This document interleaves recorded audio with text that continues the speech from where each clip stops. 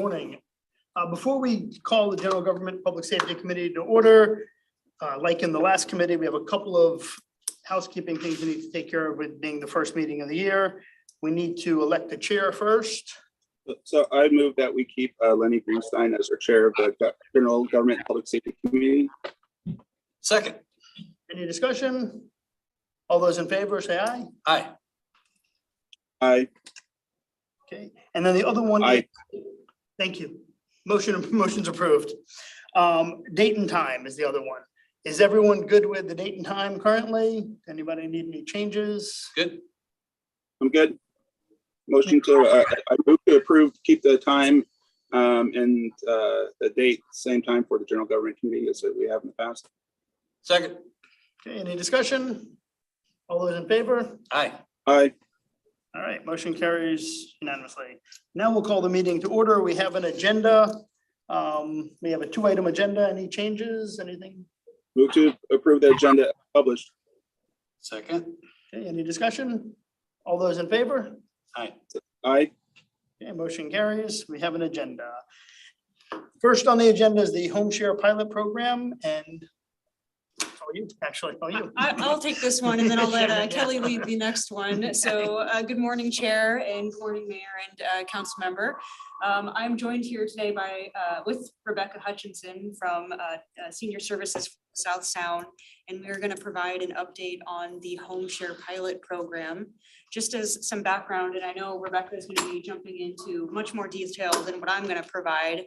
The city is involved in a lot of ways to, reduce homelessness and also to add affordable housing stock to the city. And this is one of the avenues that the city is currently pursuing is the home share program. And Rebecca will provide, again, like I said, a much more detailed overview. But what I just wanted to remind the council is that in 2021, the council did approve $95,000 to help pilot the home share program for the next couple of years. And so that's what Senior Services has been working on, of getting this program restarted, up and running, and really thriving in the community. So with that, I'm going to pass it off to Rebecca. And Rebecca, you can share your screen with your presentation on your end and tell the council a little bit more about how the pilot program for home share is going. Wonderful. Thanks so much. Good morning. My name is Rebecca Hutchinson. I'm the Home Share Program Manager with Senior Services for South Sound. And I just want to make sure that you can all see my screen all right here.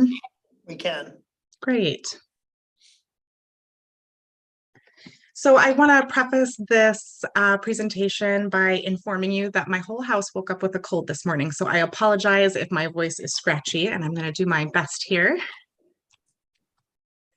So in case anybody needs a refresher on what the home share program is, a home share is a living arrangement in which home providers offer accommodation to home seekers in exchange for an agreed upon level of support. Now that support can occur in a combination of different forms. So for example, one provider may just need some financial assistance in maintaining their home. So one provider may say, I have a private room and private bath to rent to a seeker for $700 a month, and they don't have any need for service exchange. While another provider may say, I have a private room and bathroom for rent, and I also really have a need for someone to take me grocery shopping once a week on Sundays. And if the seeker is willing to complete that task, I would rent out that room and bathroom for $400 a month. So those terms are really set by the provider and then agreed upon by the seeker.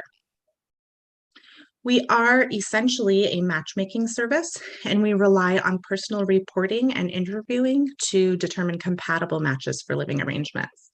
Now, this is really the heart of the program, and we work very hard to make sure that the matches that we make are indeed compatible. And the reason for that is that we want to make sure that every match that we make has some longevity. And staff can assist with that with dispute resolution, which I'll talk about in the next slide. Home share is an innovative way to address the housing crisis on an individual level, and dollar for dollar, it can't be more cost effective.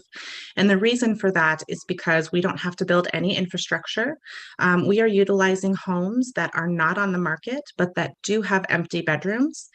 And home share is in a unique position to fill those empty bedrooms with people who desperately need safe and affordable housing. And that's not even the best part. The best part is that we also are assisting the homeowner in maintaining their housing and being able to live independently for as long as possible and to age in place. So the process of home share. Applications are available digitally or for printing on our webpage. We also can give hard copies of applications to clients at our Lacey or Olympia Senior Centers, and I often will email or mail hard copy applications to clients upon request. Now, when we receive applications back, they're not considered complete until we also receive the $35 application fee for both provider and seeker. But once we receive that, we begin processing those applications. And what that looks like is that we run a Washington State background check, unless the applicant has lived outside of the state of Washington within the last 10 years, in which case we do a more broad national background check. We also check the National Sex Offender Registry, and we do require 3 personal references. Once that is all complete, then we call the client to schedule what we call an entrance interview. Our entrance interviews are really how I get to know our clients best. They typically are done over the phone and last anywhere from 30 minutes to an hour. I ask clients all kinds of questions in these interviews about personality, lifestyle, what they're needing functionally in a home, and also preferences, activities of daily living, routine. And it's really what allows me to decide who might be a compatible match. And so when I see a provider and seeker that I think would be a good match, I give them a call and I review that potential match over the phone with them. If it sounds interesting, we exchange contact information. And at that point, it's really up to the provider and seeker. They have a responsibility to really get to know each other. We highly encourage people to meet a minimum of 3 times. And we do provide them with what's called compatibility conversation guides and worksheets. Now, these worksheets are much like our interview, except now these conversations need to happen between provider and seeker. So lots of conversations about lifestyle and personality and worldview, questions about cleaning habits and routine, just to make sure that we're preventing any conflict or as much as we can. I think that's really the key, is making sure that people really know each other well, so that there are not surprises when they're actively living together. My motto is that everything doesn't have to be the same. Worldview doesn't even need to be the same, but it probably shouldn't be in conflict with each other. Now, if provider and seeker agree that they would be a good match, then we move on to the living together agreement. We do have a living together agreement template that's sort of a fill in the blank. It looks a lot like a lease, but it also has space to be very detailed about these service exchanges that we've discussed. So not only what that service exchange task is, but how often have you guys agreed that it will be completed? And is there a particular fashion in which you've agreed it would be completed? So just really detailed. Again, prevention is really key. I do follow matched pairs. So I follow up with matched pairs at 30, 90, and 120 days. And if at those times they bring up any conflict that may be going on, I certainly can schedule a time to come out to the home and provide mediation services. So I am professionally trained in mediation through the Dispute Resolution Center, and I'm always happy to try and mediate the matched pair to make that living arrangement continue to work for both parties for as long as possible. So now I'd like to talk to you a little bit about our marketing and community outreach. So I have done home share presentations with the Lewis Mason Thurston Area Agency on Aging both at their provider meetings and with their case management team. I've also done presentations with the Lions Club branches and with the Evergreen State College. We have done public service announcements, and we did an ad campaign with KGY Radio. We've done targeted mailings. We have collaborated with all kinds of other organizations and agencies within our community, and we found that we are serving a very similar, if not the same clientele as a lot of these organizations. And so we sort of trade referrals back and forth, and that's a really great way to provide wraparound services to folks that need that. That can be really helpful. We've also tried a more old school approach, and we've done tearaway flyers. So that's just a poster basically of an advertisement of our program. And at the bottom is our phone number that people can tear away and take with them. We have posted those in libraries, coffee shops, grocery stores, and other businesses in our community. We've also had articles written about us in Thurston Talk, The Jolt, and in our own senior services publications. We've done an ad campaign with the Olympian, and we also had an ad run in Showcase Magazine in their holiday publication. We've put lines out on Craigslist, which actually has been pretty successful because many people are looking for affordable housing through Craigslist. And we also have been added to the list of resources with the Attorney General's office that they refer people to. Some metrics on these specific marketing efforts that we've done. We had 52 radio spots that were 30 seconds each with KGY. We sent out 2,500 postcards in August and another 750 in December. These were targeted mailings based on trends that we were seeing in our clients. We did a sponsored Facebook ad that gave us 13,903 impressions. And specifically, the Lions Club's branches that I worked with were the Olympia Host Lions and the Lacey Sunrise Lions. And we've been in talks with some neighborhood associations to see if they might be interested in having short presentations at their quarterly meetings as well. Marketing plans for 2023. So we will continue a lot of our efforts, such as our tearaway and our targeted mailings. We are seeing new trends specific to pet owners, so we'd like to try and capture some of those folks. We also have talked about doing yard signs or a home share banner to fly in our community and get our name out there more. We are going to expand our club presentations to Kewanee and Rotary and some of those other Lions Club branches that we haven't been able to get a hold of. We are going to interview matched pairs for senior services publications, and we're going to do sponsored advertising through Nextdoor. We also will continue our radio campaign with other local oldie stations as well as with KGY, as we found that pretty successful. Staying in metrics, but moving on to program metrics. Please note that we didn't start tracking metrics until July, so our data is limited to the time period between July and December.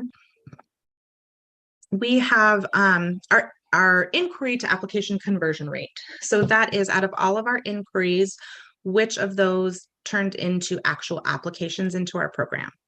So our provider conversion rate is 36.8%, and our seeker conversion rate is 33%. We currently have 26 active seekers waiting to be matched and 5 active providers waiting to be matched, with 3 in process. And our current average processing time of applications is 23 business hours, which works out to roughly 3 business days. We've made a total of 33 connections between seekers and providers, and we've made a total of 8 matches altogether. Now, we've been operational for about a period of 10 months, so I do feel like we're pretty on target to be making about an average of a match a month for that first pilot period year. We did send out a client satisfaction survey recently. Unfortunately, our responses were very limited. We did do our due diligence and we called every client when we sent this out. However, we still didn't get a wild amount of responses. The questions that we have laid out here are sort of looking at the activities that clients in our program have participated in. Also, if they're currently living in a home share arrangement that was matched by us, how satisfied they were with the program overall, and also how satisfied they were with the service they received from HomeShare staff. Rebecca, can you give us some perspective on the scale? I see it's a scale of 1 to 5. Oh, yes, thank you, Shannon. So 1 was not satisfied and 5 was very satisfied.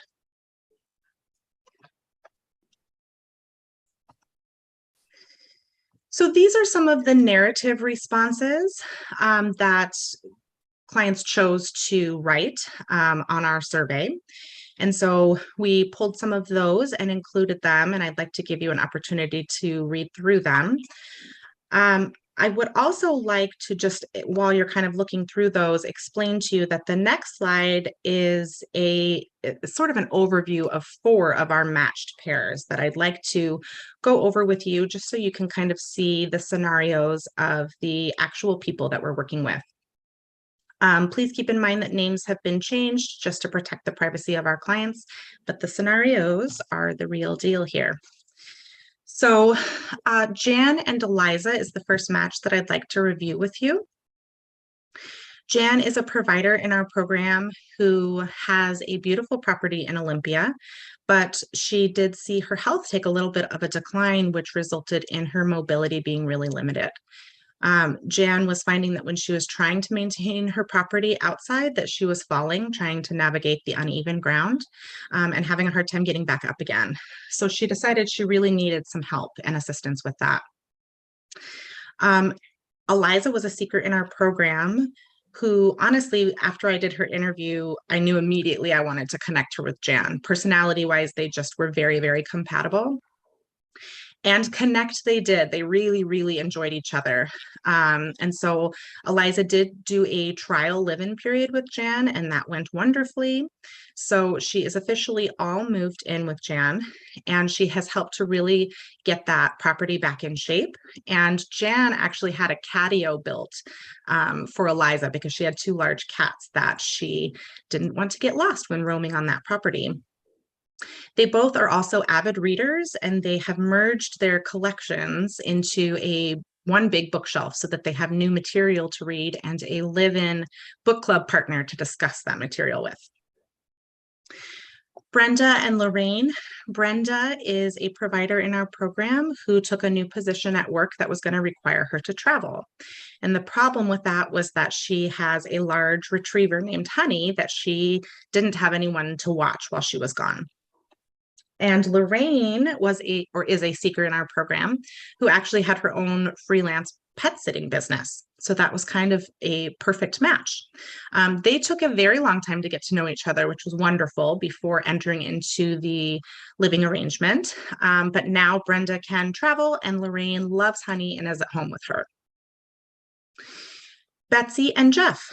Betsy is a provider in our program who actually owns 2 homes, and the one that is not her primary residence, she really wanted to share with someone that could really use that assistance.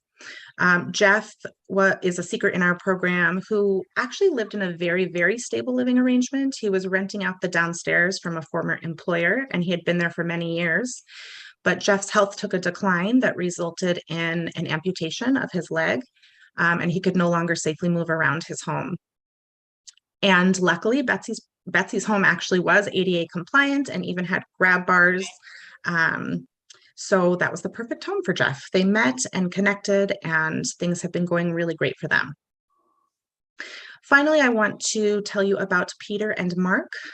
Peter is a provider in our program who heard about HomeShare through one of our Lions Club's presentations. Peter is certainly someone who gets a lot out of being of service to people, and he does that through his work with the Lions Club and with his local church. And he was just inspired to share his home after hearing about HomeShare. And Mark was a seeker in our program who was actually providing care to his mother, who has since passed away. And when she passed away, he was not able to stay in the home that she was in, and had been living out of hotels since her passing. And he was really on the cusp. That was not financially sustainable for him. And he was really on the cusp at looking at homeless shelters until we were able to connect him with Peter.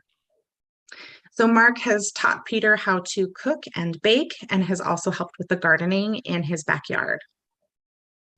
So these are just 4 of the 8 matches that we've made. And I want to also just extend a sincere thank you to all of you for being a part of what helps HomeShare to operate in our community.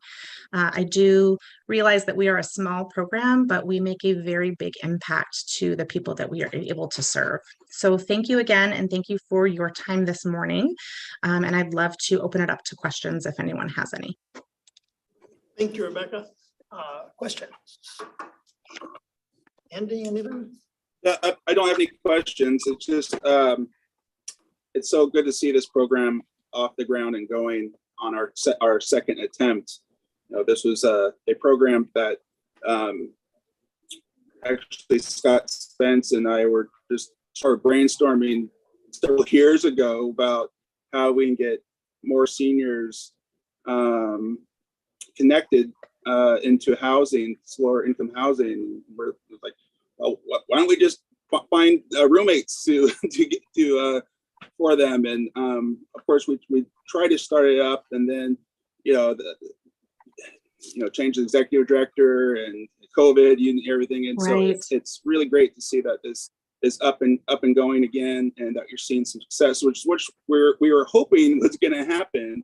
You can have all the great ideas in the world, but until it actually goes out into the world and goes into practice, you just never know how it's going to turn out. So it sounds like it's going very, very well. And you just think about what it would cost to build the housing that we're finding for other people. Yes. And this is a good return on investment. So it's good. I'm really, really pleased about how it's going so far. Thank you. Thank you so much. Anything, Ed? No. Before we segue, I do want to thank Rebecca for being here, and also just to make an announcement that we have a couple of other requests for proposals that are currently available on our website for social services. Again, going back to the many ways that the city is involved in disrupting homelessness and providing affordable housing. We have a RFP, a request for proposal, for our Genesis House project that is currently up, and this is housing for young female adults here in the city of Lacey, as well as for our Oxford House project. And both of these RFPs, like I mentioned, are currently online, and they will be up until March 3rd. So the submission deadline is March 3rd. So we welcome all applicants to provide proposals for those 2 programs to continue efforts in providing services for the homeless, as well as providing additional affordable housing options. Thank you. All right. Thank you, Rebecca. Thank you. Thank you for your time. Bye. All right. Next on the agenda is agenda management briefing. Kelly. Hello. Hello. Hello, my name is Kelly Adams, and I am joined by our Deputy City Clerk, Alyssa Fontaine. And we're here to talk to you about some exciting progress that we've made on the legislative agenda management system. And so let's get our presentation up. Let's get rid of that. And let's do some. Kelly, make sure you share the screen. Yes, that is a great point. Let's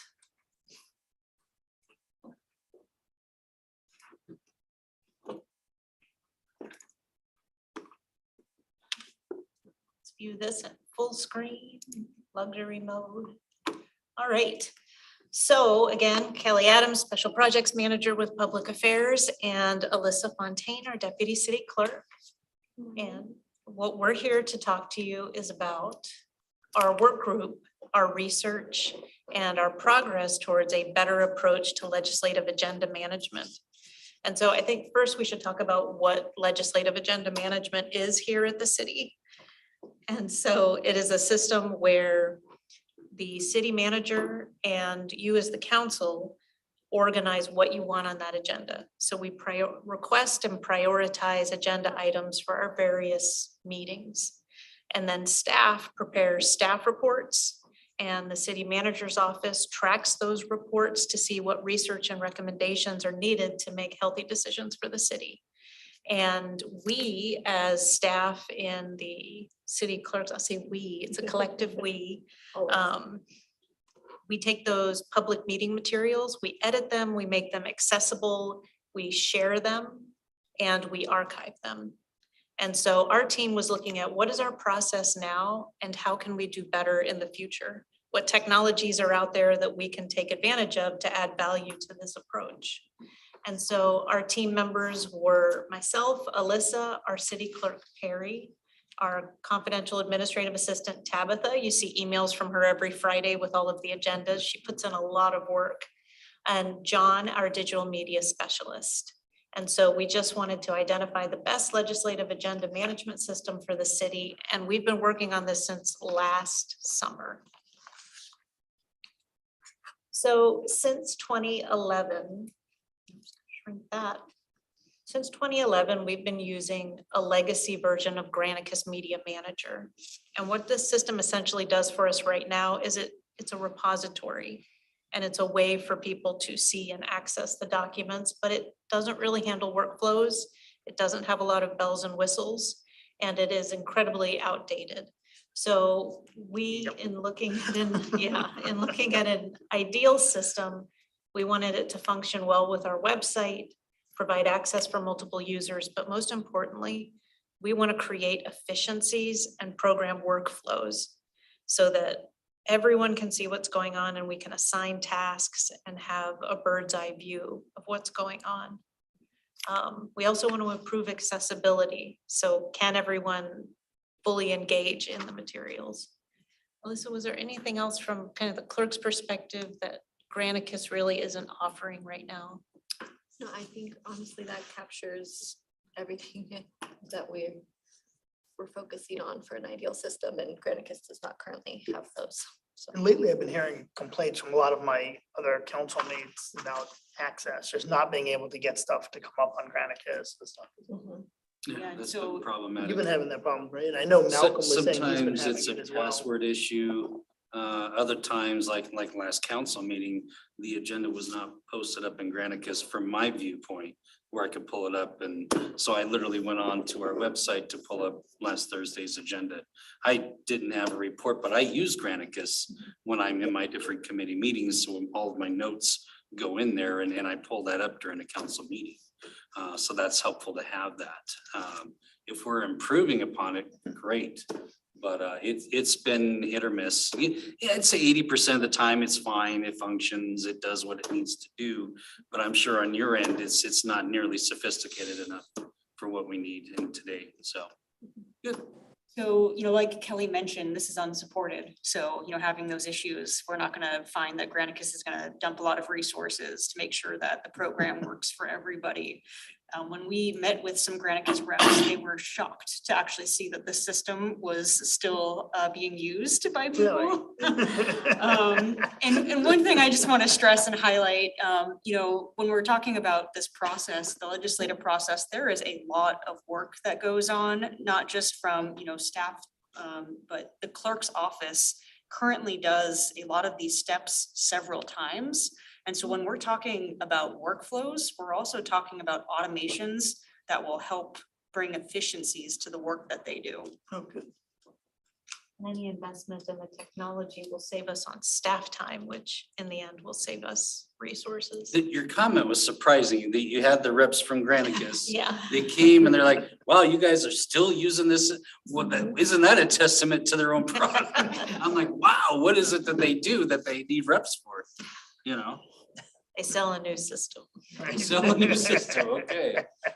So we wanted to make sure as a team that we were rooting our work in council's intent and decisions. And so this effort is outlined and supported in the council's work plan, and that's L1 and 2, and also outlined in the communications plan, 1F and G. Right, so we wanted to make sure, we took a month or two to really map out all the processes, the ugly truths of what's going on now. And so the first few months, 30 to 60 days, we're mapping out processes and identifying areas for improvement and adding value. We called ourselves the People Advancing Legislative Systems because all good projects need an acronym. Oh, boy. Yes. Y'all are pals. We're pals. We tried to get as many puns and acronyms in there to keep us Nice. moving. We wanted to understand the needs, research the system used by other cities in Washington. So we did a complete inventory of system used by cities that have a larger population than us in Washington across the state. We wanted to share the city's needs with our vendors so that our vendors did not burn up extra time talking about features we didn't need. We evaluated some candidate systems so that we could recommend a final option. We were really careful about outlining our ranking criteria so that we tried to think about we know what we need now, but what's going to be important in a year, 5 years, down the road. And so things like the display, the way it displayed, we wanted to make sure that this had unlimited storage, so we didn't get into any pinch points later down the road, and that it was device agnostic, which means it doesn't matter if you're on an Apple phone, an Android phone, a tablet, a computer, it's going to work with whatever you need. We wanted to make sure that not only could you search by title, but you could search by topic. So we as a staff can start tagging different agenda items. Maybe it's homelessness, maybe it's affordable housing, maybe it's LTAC, that we start tagging these things so that you can search and find the history of that issue. We wanted to make sure we did tracking. There's a lot of good nuggets in here. We wanted to make sure we had live meeting tools. And so a good example and something that we're not going to use right now is live voting. What is it? Live voting and just live display, a monitor in the room that shows the audience where we are in the agenda and shows what's going on and who the speaker is. Oh. Just some live tools that keep everybody on the same page. Interesting. We wanted to make sure that our elected and appointed officials could make notes in the system. And so you have your own portal into it where you have your notes and progress. Excellent. Want to make sure that it integrates with any future electronic document management system that we have, and that we get good analytics and reporting. So this is the results of our evaluation, and up at the top, we evaluated 3 candidate systems. And even this winnowing down to 3 was a lot of discussion and research. We looked at PrimeGov, we looked at Granicus, which is in here. You can't see this because of this little bar here. I think that'll move. Hold on. Or maybe not. Move us? No. But it's Civic Plus, Granicus, and PrimeGov. And what you just see an overview here is here's our metrics that we were looking at. We had no concerns with Civic Plus. Wow. The other systems really looked like database views like Granicus. So that's the new Granicus, I assume? Yes, yep. It's a different company. Oh, for Granicus. Yeah, was that because, I Yes. mean, so that's their new version, but I'm just Yeah. looking at the scores saying, okay. Correct. And an interesting point was in the middle. That's their, which tells you how bad the existing one is, right? If that's the scores of their new one, so I'm just. What was and all the scores are all pretty good, right? The scores are all pretty good. It's just there were some deficiencies, things we didn't like in those other systems. And an interesting data point is in the middle of our evaluations and demos, Granicus bought the competitor PrimeGov. So yeah, it was So fun. the second and third one now are the same company? Yes, yep. And so we did have a little bit of a concern, what's going to happen down the line? Which product are they going to prioritize if they're doing the same thing? So anyway, this is a really good visualization. We had no concerns with Civic Plus. So our next steps, and we're fully in the kickoff for Civic Plus right now for Civic Clerk. Sorry, Civic Plus is the parent company, Civic Clerk is the application. Okay. And so we have finalized the contract in the 4th quarter and we began the project kickoff with the vendor. And so right now we have inventoried all the files that we're going to put up. We're initially going back 2 years. So everything 2020, 2021, 2022 is going to be in the system when we launch. Mapping out what the configuration is going to look like. And so we are fully involved in the Q1 pieces right now. Okay. And so in Q2, that is when you can expect to see some onboarding, some demonstrations, and walking through the process of using this system. Training for us, less Training and efficient also making people when sure it comes that to it, technology. yeah, making sure that it works for you. So any feedback you have, we can make changes to the configuration to make sure that it works. And so just some highlights about this new system, what we really liked. You have secure individual access. So you can make notes, you can see things, you can, I believe you can send messages.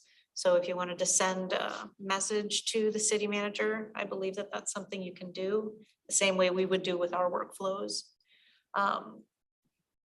You can have automations, workflows, and customizations, and that's really the city clerk's office. There's a easy to use interface, so we're really getting away from that Microsoft Access view of all of our files and getting into something that's more point and click. It's more intuitive, which makes it more accessible. We have unlimited secure cloud-based storage that integrates with Microsoft 365, which is really important because that's the system that we use. So we'll have templates for staff reports and agendas, so we don't have to recreate the wheel. And we can edit them within Civic Clerk without having to take the files out, save them somewhere else, have version control issues, and just improve transparency for the community. All seems to make perfect sense. And this just shows you, these next two slides just show you exactly how this system is going to work. And so it starts with us creating meeting preparation, getting things, we're talking to the city manager, getting concerns on the agenda, starting to assign staff reports, reviewing those staff reports with our collaborators and having a supervisory chain that looks at and edits and approves those staff reports, publishing our agendas and draft meeting minutes, making any last minute additions and revisions, getting that out. So instead of a Friday email, you'll get a message through Civic Clerk that gives you everything in one go. So that system will notify and say, hey, your agendas are ready. So maybe it doesn't have to wait until a Friday. Maybe you get that a little bit sooner. On the meeting day, it's going to send you notifications. Hey, you've got a meeting today. This is coming up. And we can, within the system, start to call speakers. We can put up that timer for public comment periods. So it just gives us a few more features to help us run smoother, more effective meetings. And then after the meeting, it will, after we make any revisions and approve it, it'll post those items up to the portal, which will be embedded in our website. So Councilmember, you were talking, about how many ways you can access our meetings and watch it. And this will be another great tool with things bookmarked so people can easily pull up items through the search that Kelly was just talking about and go, I'm really interested in the last couple presentations on affordable housing and be able to watch all of those really quickly and conveniently. Yeah, no, this sounds great. I used to use Granicus to take notes, like from in meetings and stuff, and I gave up because it just didn't work. I went back to paper and pen. So I'm excited to have a better way to do that. That'd be great. Andy? Yeah. Comments? I'm really excited about the new system. I'm also a longtime Granicus user. And I mean, I remember, look how far we've come as a city. I mean, I remember when we didn't have Granicus. I remember back when we used to get a folder to our door every Friday, dropped off by Police community. police department. CSOs, Yeah. And it was crazy, and it was something that as a council member and and a younger member of the council at the time, saying, hey, we have to have an online option. This is crazy. And so I thought it was a big step, having Granicus. Now it's been a decade, or if not longer now, under the old system. The old system was definitely had its flaws, many flaws, but it was better than what we had before. And now I've seen several different presentations of this system. Whenever you go to a conference, there's always opportunities to see what's the latest products out there. And I've talked to several council members from other jurisdictions throughout, the United States, and they really like this system. So I was really hoping that when this is being presented today, when our next rendition is, we're going to go to this system, because it did sound like it from other council members I've talked to. This is the modern day. It's providing everything you need it to provide. So I'm really happy that we're picking this system going forward. Yeah, I'm with you, because I remember when we went to Granicus, and before that, the delivery on Friday of the book. And if there was a hearings examiner report, it was like, when you get a stack of paper at your front door, it was like this. It's like, really? Yeah. You think the clerk's office, it takes a lot of time now. Back then, it's a Rick Bob 7 copies of that for us, yeah. We went through a lot of paper. Rick just made a really good comment about the planning commission also requiring large packets. So Kelly and Alyssa, can you talk a little bit about how this will also help advisory boards in the future? Yeah, so the same approach to having a unified template for council meetings, work sessions, and committees. Our boards and our advisory boards and commissions will also be in this system, and they will have their own template for their meeting materials. And it'd be the same, they get the same benefits.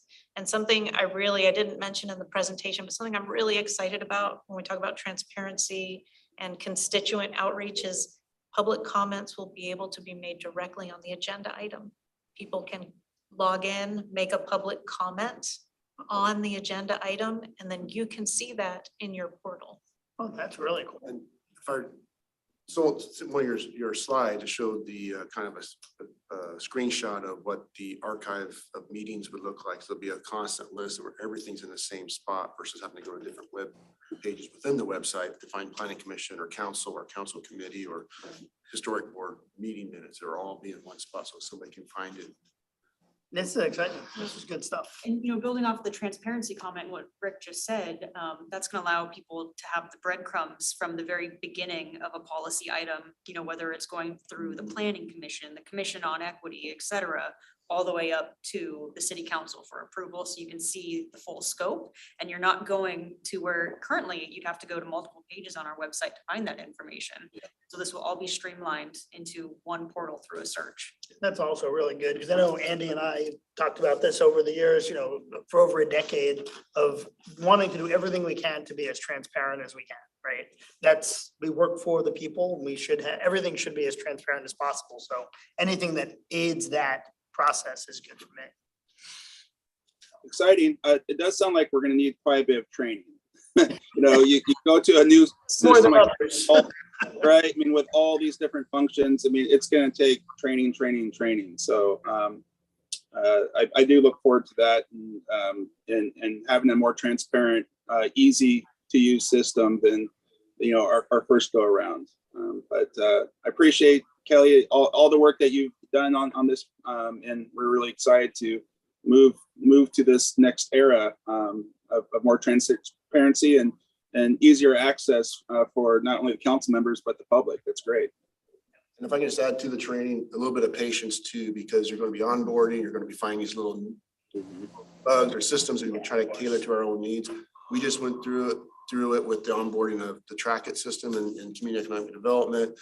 Great system, it's working really well, but there's still those little bugs that you still, as you use it, you find out more. And so just that patience too. So Anyone who's been through the implementation of a system in any business, there's always, glitches and problems you Yep. gotta work through, but that's just, and all they have to do is say, remember the old system? Oh yeah, that's right. We're good. We're good. it's still better than that.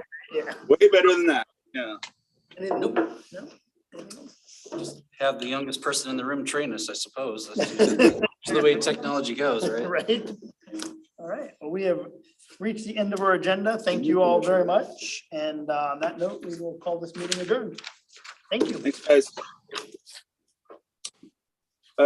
Kelly, can you give me a call at some point? Not Kelly, Shannon, can you give me a call at some point? I was excited. I want to talk